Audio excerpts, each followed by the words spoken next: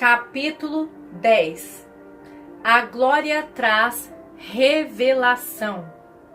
Pois Deus, que ordenou que a luz brilhasse nas trevas, brilhou em nossos corações, para dar luz ao conhecimento da glória de Deus no rosto de Jesus Cristo. Paulo. A glória traz revelação. A glória traz a unção para ver. Assim como a presença de Deus se manifesta, você também tem seus sentidos espirituais ativados na atmosfera da glória. De onde vem esta iluminação do conhecimento da glória de Deus? Ela vem diretamente do próprio rosto de Jesus Cristo. É por isso que eu chego a uma reunião e começo a louvar. Então eu continuo até a adoração. Ao adorar, eu começo a ver o Senhor face a face. Eu tenho certeza de que muitos de vocês nunca viram o rosto do Senhor. Eu posso garantir que se vocês adorarem até que a glória venha, começarão a vê-lo. Quanto mais você adora, mais glória. Quanto mais glória, mais você verá, até chegar ao ponto de ver o Senhor a cada vez que o adora. O conhecimento da glória de Deus vem do rosto de Jesus Cristo.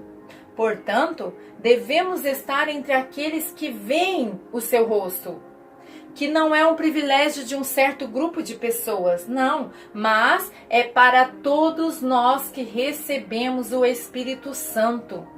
A revelação sempre começa com o Senhor. No início, quando você começar a vê-lo, quando você começa a vê-lo, pode ser simples. Alguns também veem os seus pés, outros veem as suas mãos, outros veem a sua face. Antigamente, mesmo entre os pentecostais, não éramos ensinados que todos nós podemos ver. Acreditávamos em visões, mas eram sempre as mesmas pessoas que tinham as visões. Como não fomos ensinados a exercitar nossa fé para ter visões, muitos de nós não tinham. Certa vez em Jerusalém, Deus nos falou que todo homem natural vê, ouve e sente. Se alguém não ouve, dizemos que é surdo. Se ouve pouco, dizemos que tem dificuldade para ouvir. Se alguém não vê, dizemos que é cego.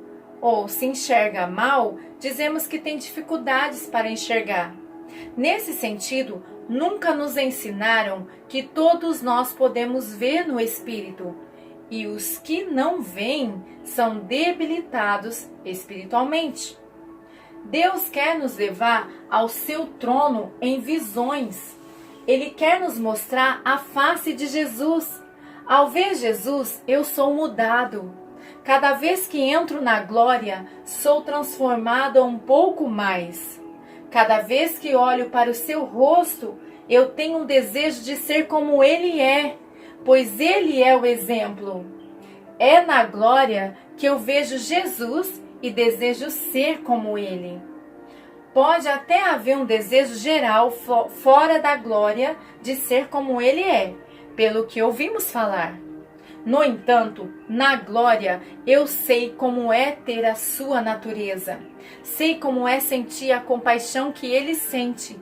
Experimento a sua santidade. Sei como é o seu amor. Sei como é a sua misericórdia. Na glória, eu o conheço de uma forma que em nenhum outro lugar poderia conhecê-lo.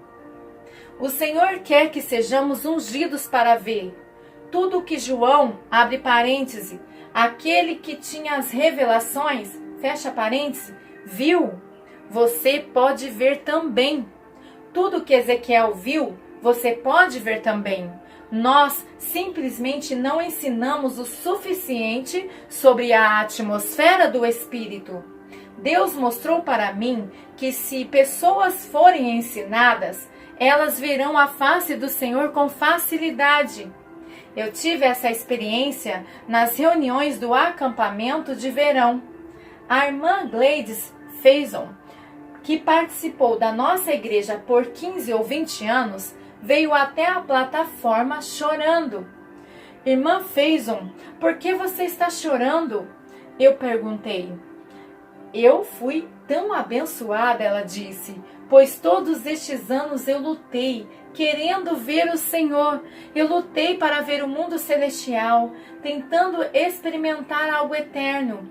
Esta semana, enquanto cantávamos em espírito, eu vi o Senhor todos os dias. Eu vi os céus. Tudo veio tão facilmente. Eu nunca pensei que fosse tão simples. Dezenas de outras pessoas tiveram a mesma experiência. Às vezes, vou às igrejas que têm centenas de pessoas, mas nenhuma delas jamais viu a face do Senhor. Quando a congregação se levanta para adorar por uns 10 a 15 minutos, pelo menos 50 veem o Senhor pela primeira vez. Por que naquele momento acontece de maneira tão fácil?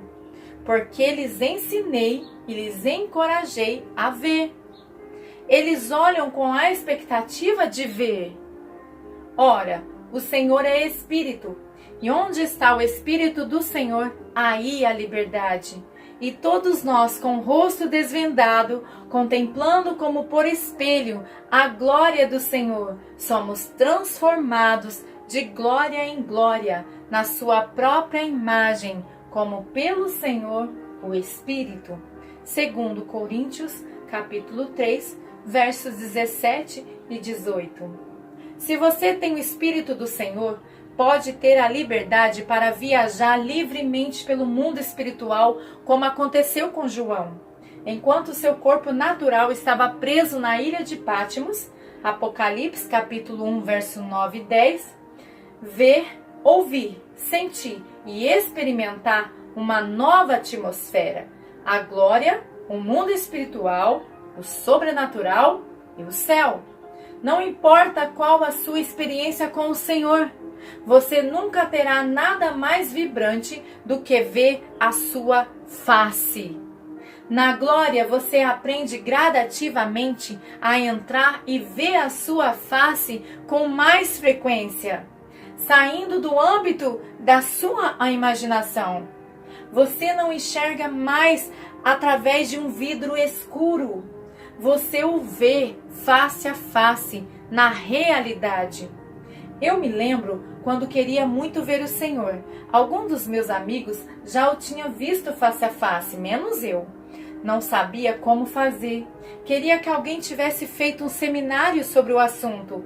Eu estava muito faminta para ver a sua face e sou muito agradecida porque ele me ensinou.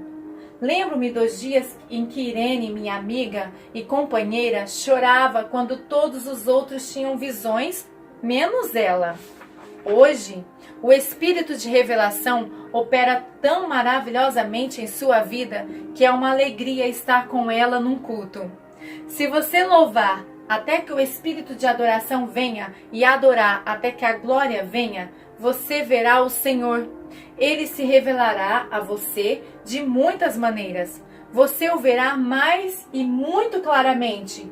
Você o conhecerá mais e mais intimamente, até que o seu coração esteja borbulhando com muito amor por ele. Aí você poderá escrever o seu próprio cântico dos cânticos. Por muitos anos, eu não entendi por que o Senhor dizia tantas vezes nas Escrituras: busquem a minha face. Ou seja, busquem-me até ver a minha face. Depois que me tornei uma adoradora, aprendi que a vontade e os propósitos de Deus podem ser vistos na face dele. Quando está olhando para a sua face, você conhece os seus propósitos, propósito dele, e a sua mente. Você conhece os seus desejos e vê o seu coração. Eu olhei para a face do Senhor e vi os campos de colheita no mundo. Eu vi em sua face um mapa do mundo. A experiência de João foi um bom exemplo para nós. Tudo o que ele viu, nós podemos ver. Quase todos os capítulos de Apocalipse contêm as palavras "eu vi".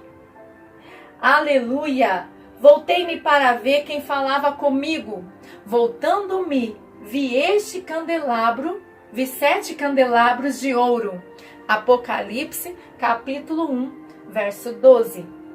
NVI. João voltou-se para ver, graças a Deus pelas nossas viradas que nos permitem ver na dimensão da glória. Algumas pessoas se cansam de mudanças, outras têm medo delas. Não me diga que eu tenho de mudar ainda mais para ver a glória de Deus. Talvez uma pequeníssima mudança as levaria para aquele lugar das visões. Nunca diga que se esforçou demais no que diz respeito a buscar ao Senhor. João voltou-se e viu. O que ele viu? Ele viu 7 candelabros. No final do capítulo, aprendemos que os 7 candelabros são as 7 igrejas. Se você tem algum problema em ver o Senhor, saiba disso. Ele sempre será encontrado entre o seu povo, no meio da congregação. Às vezes, as pessoas que estão passando pelos estresses da vida, carregando pesos ou sendo seriamente testadas, tendem a deixar a igreja. Elas fogem dos irmãos, fogem dos queridos que elas amam. Eu estou farto, dizem. Já tive o suficiente. Você sempre encontrará o Senhor no meio da igreja, não importa quão imperfeitos os irmãos sejam. Esse é o lugar em que ele quer ser encontrado, o lugar em que ele será visto. Ele ama a igreja, entregou-se por ela. Não faz diferença onde nos reunimos, numa catedral gótica, numa casa ou nos subúrbios. Ele ama a igreja e sempre será encontrado no meio dela.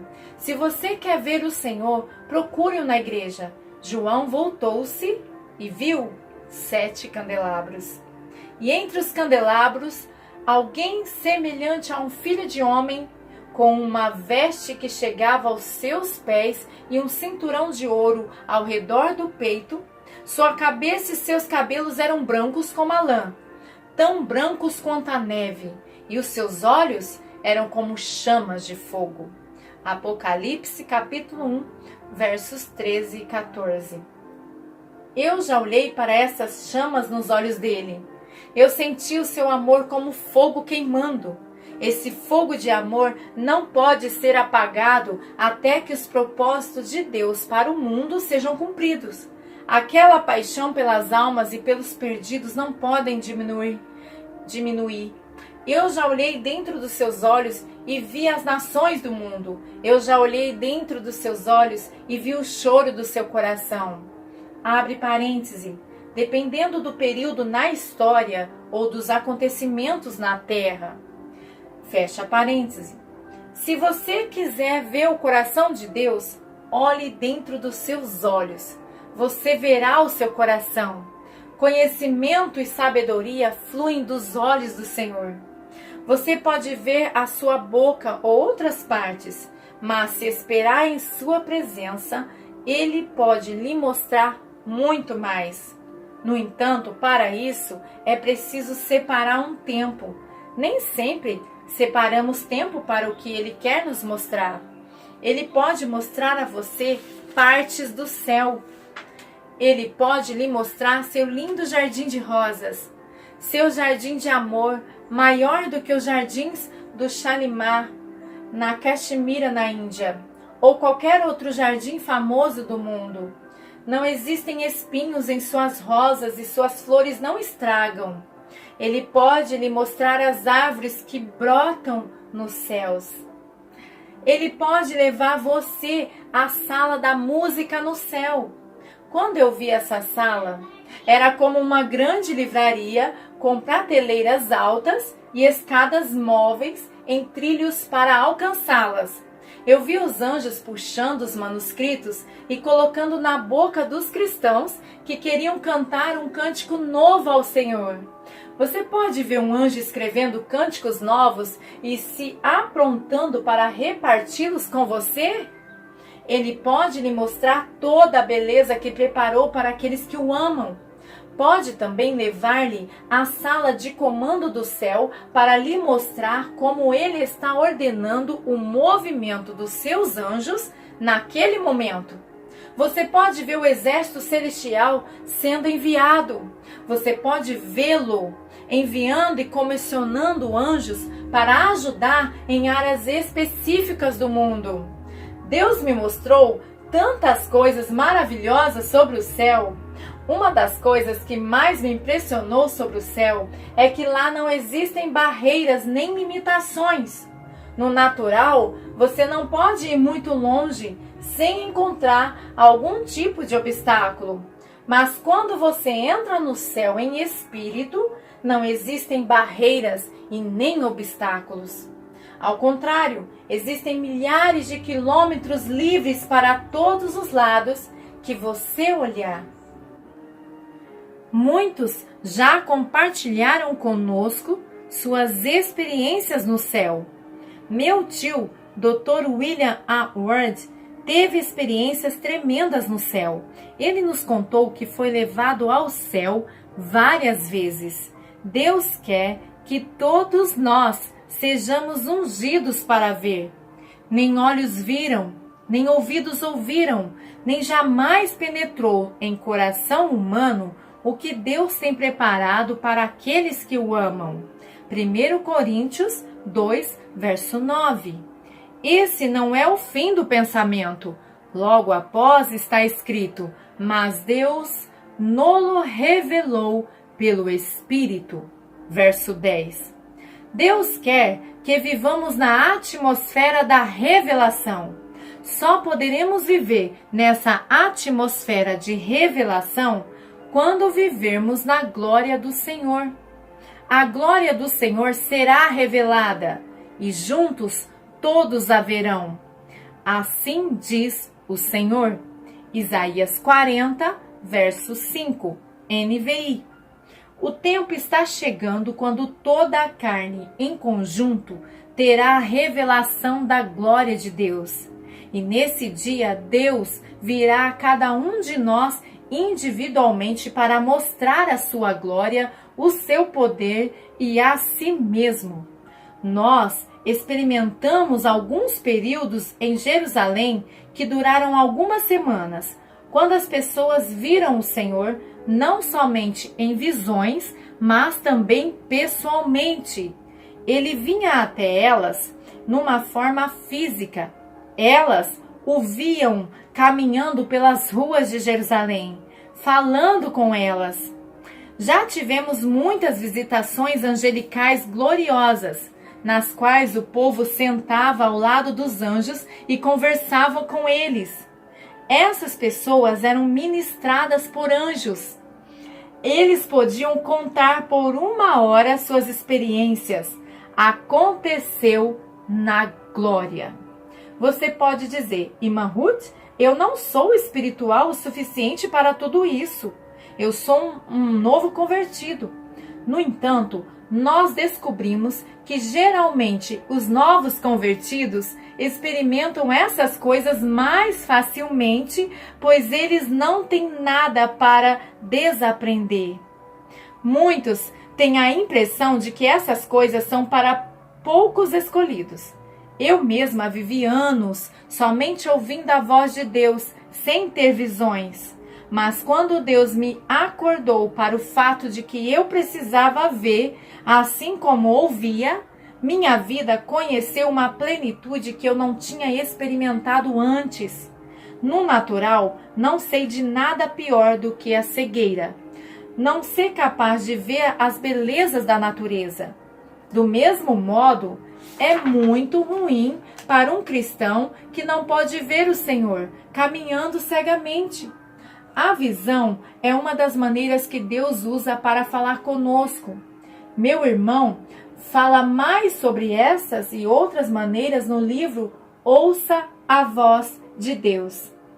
Não precisamos caminhar cegamente, pois a glória de Deus foi revelada. Se temos fé para crer na cura das pessoas, se temos fé na área das finanças, Se temos fé para irmos às nações, não devemos ter fé na adoração para ver a glória de Deus? O Senhor não disse: se creres, vereis a glória de Deus? João capítulo 11, verso 40. Deus quer que sejamos ungidos para este propósito, ter o desejo no coração de ver a glória de Deus se manifestando.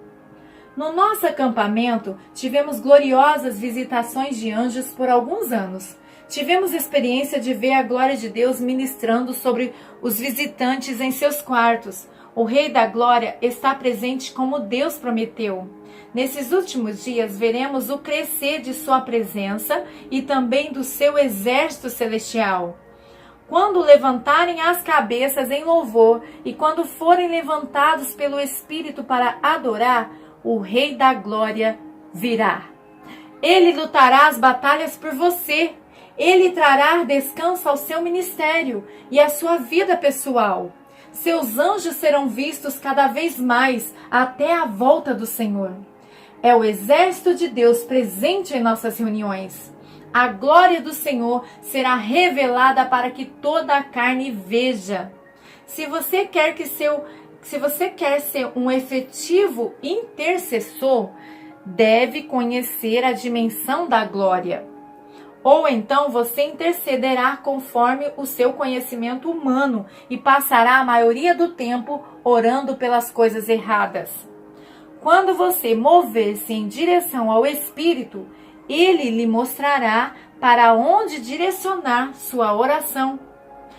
Por um certo tempo, um diplomata da embaixada australiana em Tel Aviv vinha para Jerusalém aos fins de semana para assistir nossas reuniões. Aquele era o período em que a China estava começando a se abrir para o mundo. Por isso, muitas coisas estavam acontecendo no Oriente Médio. Esse irmão tinha acesso a notícias diplomáticas sigilosas, às informações do Mossad, abre parênteses, Serviço de Inteligência de Israel, feche parênteses, da CIA, da inteligência britânica, da Austrália e de outros países ocidentais. Sua ocupação era ficar enviando dados novos ao seu escritório em Canberra a cada nova movimentação. Ele nos falou que a informação dada pelo Espírito Santo sobre a China durante a reunião de oração estava 5 meses à frente das informações diplomáticas. Um dia, enquanto estávamos em oração, Deus nos mostrou que a Síria entraria na guerra do Líbano. Até aquele momento, ela não tinha se envolvido ativamente, mantendo-se no seu próprio território. O irmão diplomata ficou muito empolgado sobre o que o Senhor estava nos mostrando, por isso queria enviar aquela informação.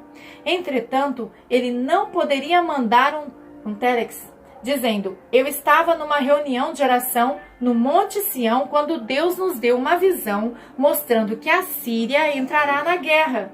Ele precisava de algo mais concreto, por isso procurou cuidadosamente nas notícias para respaldar aquela visão. Passado 2 dias, o primeiro-ministro Menachem Begin fez o comentário dizendo que a Síria entraria logo na guerra. Armado com aquela nova informação, o diplomata foi ao seu embaixador dizendo: devemos enviar esta notícia a Canberra. Aquela foi uma declaração de improviso, disse-lhe o embaixador. Não podemos construir nada em cima de uma declaração improvisada. Abre parênteses. Claro que ele sabia que Menachem Begin nunca faria uma declaração incorreta, mesmo sendo de improviso. Fecha parêntese. Quando o nosso amigo tentou pressionar, o embaixador respondeu: escute, eu terei um jantar hoje à noite com vários embaixadores. Deixe-me primeiro sentir o clima. Podemos enviar a mensagem amanhã. Quando chegou ao escritório, na manhã seguinte, o embaixador disse: envie a mensagem. Dentro de poucos dias, a Síria entrou na guerra. Por várias vezes ocorreram situações similares, nas quais o Espírito Santo foi muito fiel. Ele é fiel. Deus quer que nossos louvores e nossa adoração nos leve até a glória, a revelação para sermos efetivos nas nossas orações. Bem próximo de um período de dificuldades financeiras, eu fui apresentada a um próspero casal de cristãos no estado do Texas. Quando eu estava compartilhando com eles, antes da saída do voo no aeroporto de Dallas-Fort Worth, comecei a ver uma bola vermelha de fio todo enrolado e cheio de nós. Eu não podia enxergar o final da linha, mas sabia que a bola representava a vida financeira daquele casal. Então comecei a descrever a visão. Eu estou vendo uma bola, como um emaranhado de fio vermelho, e Deus está me mostrando que assim é a sua vida financeira. As suas finanças estão tão enroladas que eu não posso ver o começo e nem o fim. Eu vejo a mão do Senhor estendida, tomando o final do fio e desenrolando totalmente. Somente com aquelas poucas palavras, lágrimas encheram seus olhos. Em poucos minutos, Deus ministrou diretamente às necessidades deles. Veio tão fácil. Enquanto estava em Houston, uma amiga minha fez um almoço para me apresentar às suas amigas. Quando peguei meu prato e sentei, ouvi as pessoas do meu lado falarem sobre a carne texana. Pouco depois comecei a ter uma visão com a senhora que estava ao meu lado. Eu vi 3 ou 4 flechas indo direto ao seu coração, pelos 2 lados. Comecei a descrever para ela o que estava vendo. Eu vi a mão do Senhor estendida, puxando flecha após flecha. Em pouco tempo, todas as flechas tinham sido removidas, bem na frente dos meus olhos. Muito rapidamente, enquanto eu descrevia essa visão a ela, Deus fez o trabalho. Lágrimas começaram a correr em sua face. Foi tão simples. Uma vez, eu estava saindo da China com o plano de ir direto para Jerusalém, mas o Senhor falou comigo: eu quero que você vá para o Japão. Você não terá tempo para ministrar lá, mas eu vou lhe enviar para alguém que falará em muitas convenções. Eu quero que você diga a ele o que falar. A quem o Senhor está me enviando? Eu perguntei. Então, ele me lembrou que 2 anos antes, Susan e eu passamos um momento com a irmã Shu na montanha de oração na Coreia. Ela não falava inglês e nós não falávamos coreano. Ela falava japonês como muitos coreanos por causa da ocupação japonesa. Um irmão japonês que estava lá visitando ajudava na tradução do japonês para o inglês. A única coisa que eu lembrava daquele irmão japonês é que ele tinha acabado de construir uma igreja entre o aeroporto Narita e a cidade de Tóquio. Abre parêntese, aproximadamente a mesma distância entre São Paulo e Campinas. Fecha parêntese. Mas, quando o Senhor me disse para falar com esse homem, eu não tinha como saber nada mais sobre ele. Quando ainda estava no avião, já a caminho de Tóquio, perguntei ao Senhor qual era a mensagem que deveria levar para aquele irmão. Então ele me lembrou o que me disse um dia em oração, antes de sair de Jerusalém. Ele me disse, Kabuki. E eu sabia que Kabuki era uma peça de teatro tradicional da arte japonesa. Mas quando o Senhor me disse para falar isso, eu estava certa de que não era a respeito de peças teatrais. O que ele queria dizer? Naquele tempo, tínhamos um irmão japonês conosco na casa em Jerusalém. Então eu pensei, quando tiver tempo, eu preciso perguntar ao irmão o que Kabuki significa. Mas esqueci de perguntar. Já no avião, indo em Hong Kong para Tóquio, perguntei ao Senhor qual era a mensagem. E ele disse novamente, kabuki. Eu chamei a comissária de bordo, que era japonesa, e perguntei o que significava aquela palavra. É uma peça clássica japonesa, ela disse. Sim, mas o que a palavra kabuki quer dizer? Ela pensou por um momento e respondeu. Ka significa música. Bu significa dança. E ki significa arte. Eu entendi imediatamente. Deus estava querendo falar sobre a arte de dançar e cantar louvando a Ele. Ao chegar, fui diretamente para um dos hotéis do aeroporto, peguei o telefone e comecei a ligar para as igrejas da área. Primeiro liguei para as batistas.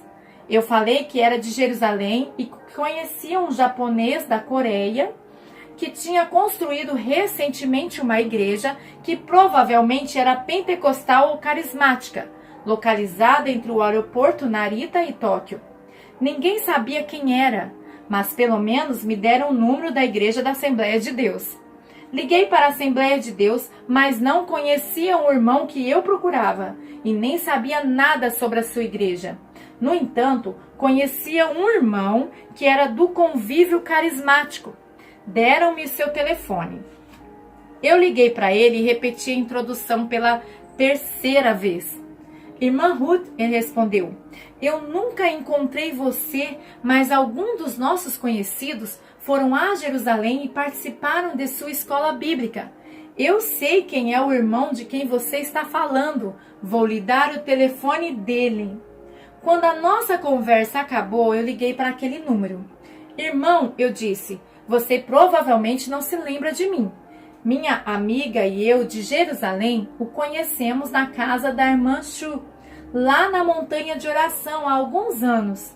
Sim, claro, eu me lembro de vocês duas de Jerusalém, ele respondeu. Eu tenho seguidamente orado por vocês. Onde você está agora? Bem, eu estou no aeroporto, eu disse. Eu tenho uma mensagem do Senhor para você. Eu vim ao Japão por sua causa. Oh, irmão, me desculpe, ele disse. Eu estou de saída para uma conferência. Ela disse, eu sei, eu disse a ele. Você sabe? Ele perguntou. Bem, eu estou fazendo a mala agora, mas sairei mais tarde. Você poderia vir até aqui? Então ele me deu as instruções para pegar o trem. Quando cheguei na estação de trem, encontrei-me com aquele irmão que me levou para a igreja, onde ele e sua esposa moravam. Falamos um pouco sobre minha viagem à China e sobre Israel, enquanto tomávamos um chá japonês. Quando terminamos o chá, ele foi direto ao assunto. Então perguntou, irmã, qual foi o motivo da sua vinda? Eu vim para lhe dar a mensagem das suas conferências. Ele pareceu surpreso quando eu falei conferências. Esta é a minha primeira conferência que eu vou pregar, apesar de já ter sido convidado para falar em outras. E qual é a mensagem? A resposta para o avivamento do Japão pode ser encontrada em uma palavra japonesa, kabuki. Ele me olhou com uma expressão estranha, possivelmente pensando na peça teatral japonesa. Eu repeti a palavra, sílaba por sílaba. Ka-bu-ki.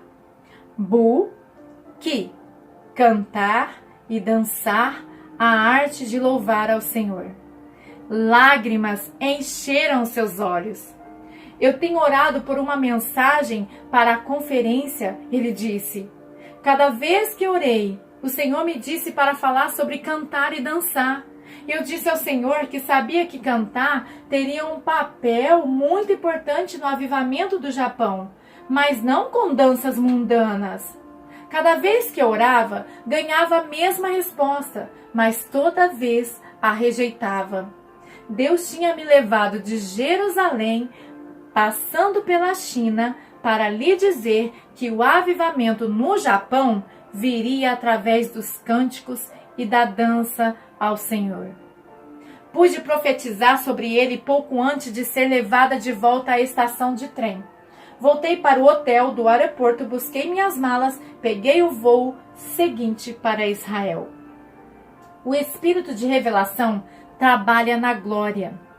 A glória nos revela aquilo que o olho não vê e que o ouvido não ouve. Mas falamos a sabedoria de Deus em mistério, outrora oculta, a qual Deus pré-ordenou desde a eternidade para a nossa glória. 1 Coríntios, capítulo 2, verso 7. Existe uma certa sabedoria de que Deus ordenou para a nossa glória. Paulo disse que nós falamos essa sabedoria. Geralmente tentamos falar dela. Nós queremos falar. Mas Paulo disse que já estamos falando a sabedoria de Deus em mistérios. Estamos falando a sabedoria escondida, a qual Deus ordenou desde a fundação do mundo para a nossa glória. Porque o que fala em línguas não fala aos homens, mas a Deus, pois ninguém o entende, porque em espírito fala mistérios. 1 Coríntios capítulo 14, verso 2. O que estamos fazendo toda vez que oramos em línguas? Estamos falando em mistérios. Estamos falando mistérios. Estamos falando a sabedoria de Deus. Aquelas palavras que você pensava serem tão insignificantes, na realidade, são um mistério profundo de Deus. Se seja você pobre, rico, graduado ou analfabeto, pode falar os mistérios de Deus. Sim, você pode. Nós falamos a sabedoria de Deus em mistérios. Isso foi ordenado para a nossa glória. Quando falamos em outras línguas, estamos falando mistérios. Ninguém nos entende. Muitas vezes as pessoas usam essa frase para criticar o falar em línguas. O apóstolo Paulo não está usando negativamente. Ele está dizendo que é um extra. Ele de fato está dizendo, graças a Deus porque ninguém entende. Graças a Deus que a sua própria mente fica infrutífera. Graças a Deus porque você não vive apenas na área da sua lógica. Você está se movendo na área do Espírito. O Espírito está falando, o Espírito está orando, o Espírito está entendendo. Olhos ainda não viram, ouvidos não ouviram, o coração do homem ainda não percebeu as coisas que Deus preparou, mas Ele as revelou pelo Espírito. Estamos nos movendo na revelação de Deus. Deus nos revela pelo seu Espírito. O que é revelado a nós? O que o olho ainda não viu. O que é revelado a nós? O que o ouvido ainda não ouviu. O que é revelado a nós?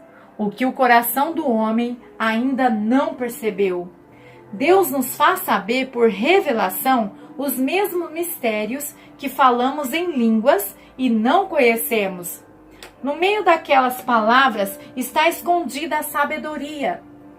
De repente, começamos a falar aquela sabedoria porque a revelação começa a fluir em nossas vidas. Se você quiser viver na área da revelação sobrenatural, ore bastante em línguas. Cante bastante em línguas. Você estará alimentando o poço.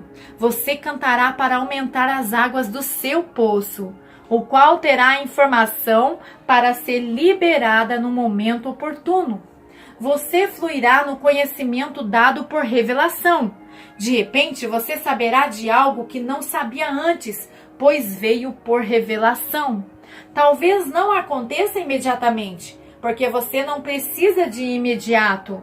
No entanto, quando você precisar, o conhecimento revelado e a sabedoria estarão lá. Quando fui a Hong Kong para servir ao Senhor ainda jovem, eu trabalhei com um grupo de homens abastados da Associação de Homens de Negócio do Evangelho Pleno. Mais ou menos 50 deles eram milionários. Frequentemente, um ou outro me ligava com perguntas sobre seus empreendimentos. O que eu sabia? Eu tinha 18 anos e não mais do que $50 por mês para cuidar. Eu não tinha nenhuma experiência em negócios, mas Deus me prometeu que se eu buscasse sua face, Ele seria minha sabedoria.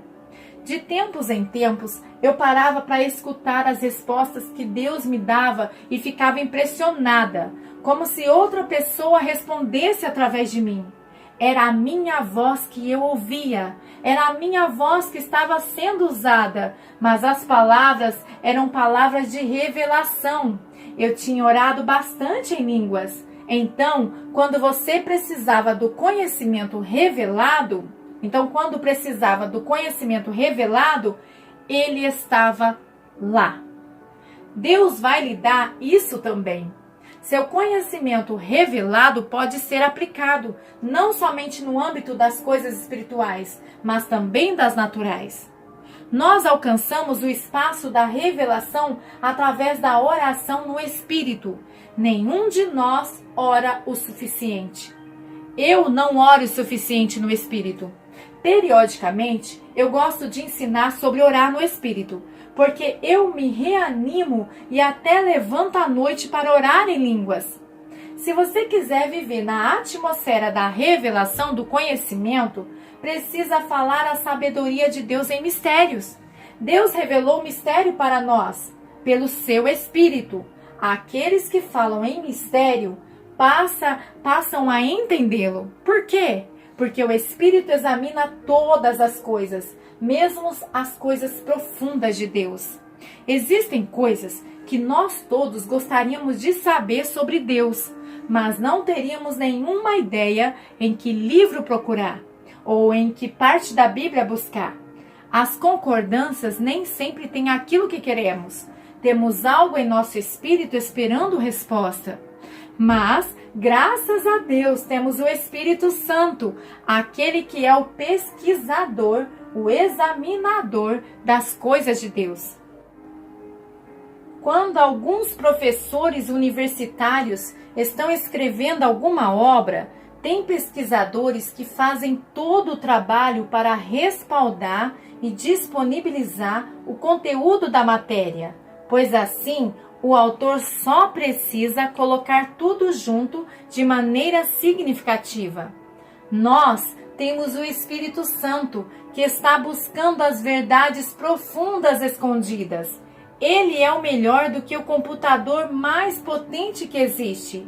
Deus dá conhecimento revelado sobrenaturalmente àqueles que o buscam, orando em espírito, permitindo que a revelação venha. Nós falamos a sabedoria de Deus em mistérios. O Espírito examina todas as coisas, mesmo as coisas mais profundas de Deus. Pois quem conhece os pensamentos do homem, a não ser o Espírito que nele está? Da mesma forma, ninguém conhece o pensamento de Deus, a não ser o Espírito de Deus. Nós, porém, não recebemos o Espírito do mundo, mas o Espírito procedente de Deus, para que entendamos as coisas que Deus nos tem dado gratuitamente. 1 Coríntios capítulo 2, versos 11 e 12. NVI. Eu quero encorajá-los a orar em espírito e cantar no espírito, mais do que vocês nunca fizeram. Eu preguei numa igreja metodista na Carolina do Norte e encorajei o pastor visitante em falar em línguas mais tempo. Ele disse: falei mais em línguas nesta semana do que nos meus 10 anos após ter recebido esse dom. Deus não nos dá um dom sem propósito. Ele nos dá para sermos efetivos no seu reino. Precisamos ser aqueles que oram em espírito e cantam no espírito. Podemos orar em línguas e louvar em línguas. Podemos adorar em línguas. Podemos permanecer na glória em línguas. Se o fizermos, a revelação virá. Eu sei que cantar no Espírito será grande parte do avivamento que está por vir. Haverá cultos inteiros em que a congregação permanecerá na glória, adorando no Espírito. Desde o dia em que Deus me falou isso, eu tenho cantado no Espírito. Eu tenho muitas amigas que cantam no Espírito maravilhosamente. O som de seus lábios parece quase celestial. No começo, estava receosa em cantar no espírito, porque a minha voz não era tão bonita quanto a delas. Mas eu decidi mesmo assim cantar no espírito todos os dias, até que a minha habilidade de me render ao espírito se tornasse maior. Quando Deus revela uma verdade espiritual, devemos fluir nela, mesmo que no início estejamos engatinhando, até nos tornarmos maduros naquele dom. O dom não amadurece, mas a nossa habilidade de nos rendermos ao Espírito, ao seu fluir, sim. Eu não tinha visões. Outros estavam tendo visões e revelações, e eu ficava impressionada ao ouvir o que Deus estava mostrando para eles. Eu ouvia a voz do Senhor claramente, mas não recebia visões pessoalmente. Em parte, era porque não tínhamos sido ensinados a crer para tê-las. Temos de exercitar nossa fé na adoração.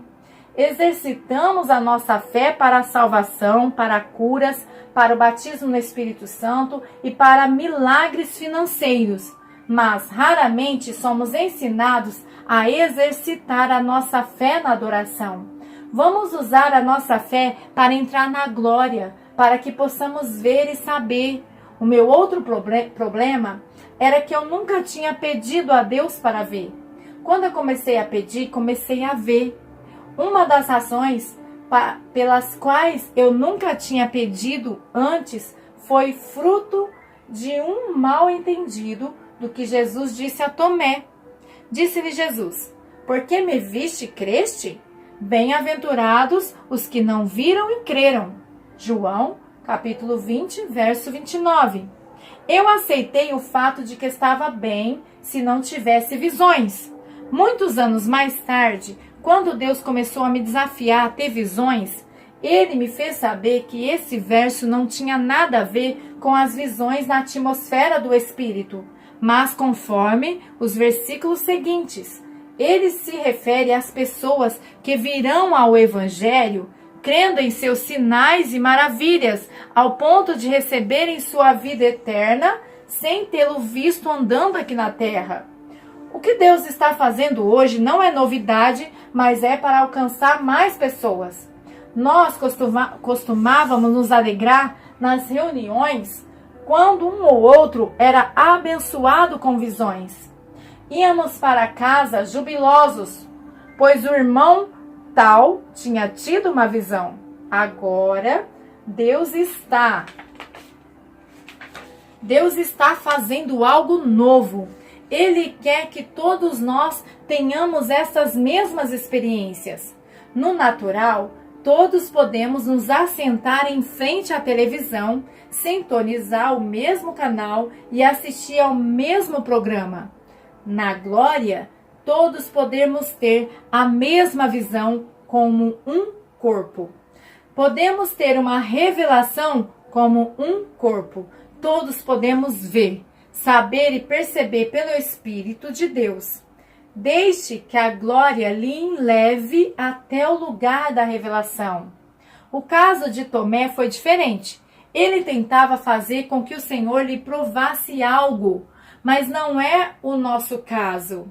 Peça visões e você receberá.